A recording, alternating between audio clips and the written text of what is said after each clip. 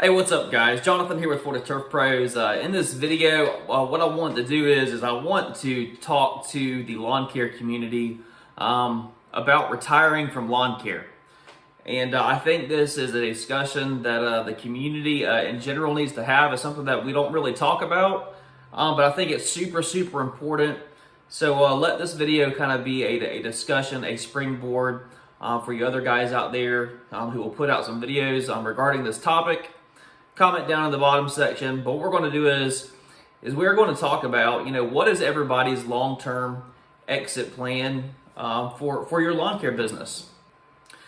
Man, whenever we're starting our lawn care businesses, everybody, we just assume that we're going to build a big business that runs itself, and we all have aspirations for that, where we're able to just put the business on autopilot or sell it.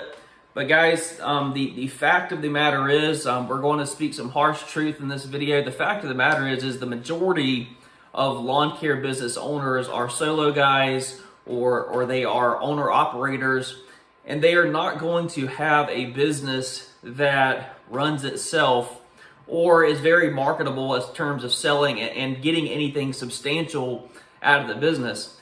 And I think we have a tendency to lie to ourselves and tell ourselves that this is our plan, but we don't really have a plan for making sure that we are taking the next necessary steps, whether it's putting systems in place for the business to make sure that that happens. So, my question is what are you left with? If the majority of people who start lawn care businesses and are self-employed and you are not going to reach a point in your business where it is running on all cylinders, $1 million business, and you're able to just collect a check from it, then what options are you left with if you don't have a company matching a 401k? So that's what we're going to talk about in this video. And again, I want this video to be a springboard for some of you other guys to let me know, what your plans are, because I'm interested to hear. I'm going to tell you what I am currently doing as far as retirement goes. I'm going to tell you just some general guidelines and general plans that I think would just be sound advice for you if you're in a similar situation as me. But again, the whole point in me doing this video is to get feedback from the community, and I want to just start a conversation. And I hope some of the other YouTubers out there will jump on this and talk about it, because I think it's something that we need to discuss being self-employed. Okay guys, so we're going to talk about a few options as far as retirement goes, and these are some things that I'm currently doing, and I just wanted to share with you, and maybe they'll help you out and just give you a little bit of guidance. Number one is stocks and being invested into the stock market. My education and background is in finance, and I remember getting a hold of it was a TI-83 calculator. Some of you may know what that is.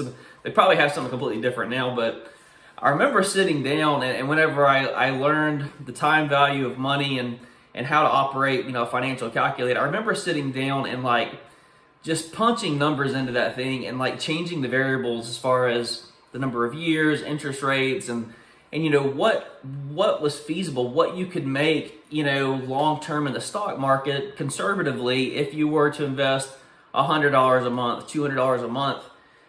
And guys, I vividly remember sitting down at my desk in college and I put the numbers in, and I thought I made a mistake because the number that came up was so big, and I went back and double checked myself, and it was the first time I was playing around with a financial calculator, and I put the numbers in again, and I'm looking at it and I'm like, how can you put in that little of money and then have this much money over the course of 25 or 30 years?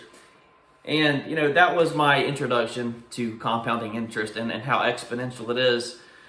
So while this video is not a lesson on stocks and how to go about doing it, I do want to at least give you a little bit of actionable advice on stocks. I think you can't go wrong with contacting a stockbroker and investing into an index fund of some sort. And for those of you that don't know, an index fund is basically it's going to track like the S&P 500, the Dow Jones, the NASDAQ. Call it a spider fund. And basically, you just have a mutual fund that is tracking those funds. And historically, they do really, really well, guys. And I think that's like ground level base of something that every one of us should be doing, is putting money away in an IRA, a traditional IRA.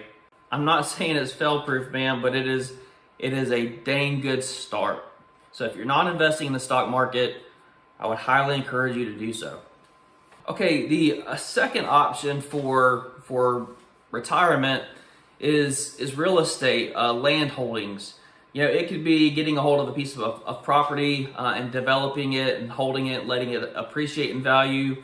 Or it could be, you're taking an approach to where you are buying up a property and then letting it spin off rental income for you. The thing that I like about rental properties, and I'm not currently in rental properties, but it's something that I can't ignore, because the thing that's so appealing to rentals about me is, let's say you have $200,000, and if you put that $200,000 in the stock market and you get a 10% return on that money, then that would be considered a good year for the stock market, solid 10%, and you're making pretty good money on that return, okay? But whenever that money is in the stock market, that $200,000, it is, and guys, I'm just oversimplifying this for everybody, but just hang with me. That money is somewhat at risk. Your stock could go up, it could go down. You might not get a 10% return. You might end up getting a negative 15% return one year. But the beauty of real estate, or if you were to put that $200,000 into a rental property, then, as long as you didn't completely buy a terrible property, your asset is relatively safe. It's safe in value. It's not going to go down. Your home value is not going to go down. And it's spinning off, $1,800 a month in checks. So the beauty of real estate to me is that your initial investment, it is safe, but it is also spinning off cash every single month. And again, the difference between that and the stock is that the stock, you're taking on a lot more risk. Real estate traditionally has been a lot less risky than stocks. So number two, real estate. Number three, and this is something that I am actively working towards, is paying down your mortgage as quickly as possible. And notice I didn't say paying down all debt as quickly as possible. I think that's a great thing to be debt free, of course. But if you can get out from underneath your house payment as quickly as possible, man, it just frees you up to do so much more. And think about if you have let's say you have a vehicle that is financed. You can get rid of that vehicle and get rid of that payment. But you have to have a place to live. And one of the strategies that I'm taking right now, as far as just my long-term approach to wealth building, it just and increasing, our personal balance sheet, is to pay down our mortgage as quickly as possible. Because every time I am making an extra payment on the mortgage, plowing money into our mortgage, it's just another savings account for us. It's not lost money. It's building equity into our home. And it's just freeing up our money to do other things. And again, rather than paying into an appreciating asset, such as a vehicle, like trying to pay a vehicle off as quickly as possible, if you pay off your home as quickly as possible, you're basically paying yourself every single time you make that payment with putting equity into your home. So this is an oversimplified conversation starter, I guess you will, for the community. I feel like you need to be invested in stocks. I feel like adding real estate to your retirement portfolio is a great idea, and you just can't go wrong with not having a mortgage and paying off your home as quickly as possible if you own a home and are making mortgage payments on it. That's what I'm doing right now. We're heavily invested in the stock market, have been for a very long time. I'm looking at getting into real estate, and we're trying to pay our home off as quickly as possible. Now, I know there's a million other ideas for retiring, and that's why I'm putting this video out there. I want to know, write down in the comment section what it is that you're doing.